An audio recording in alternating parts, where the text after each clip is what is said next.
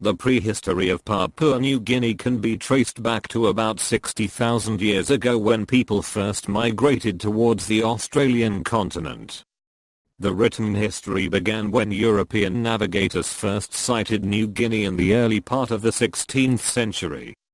European contact. When Europeans first arrived, inhabitants of New Guinea and nearby islands, whose technologies included bone, wood, and stone tools, had a productive agricultural system.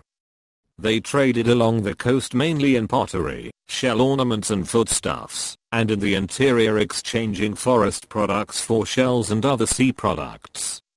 The first known Europeans to sight New Guinea were probably the Portuguese and Spanish navigators sailing in the South Pacific in the early part of the 16th century.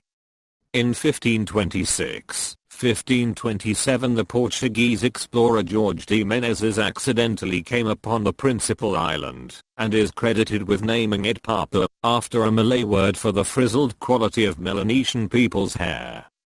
The Spaniard Inigo Ortiz de Retes applied the term New Guinea to the island in 1545, because of a perceived resemblance between the island's inhabitants and those found on the African Guinea coast.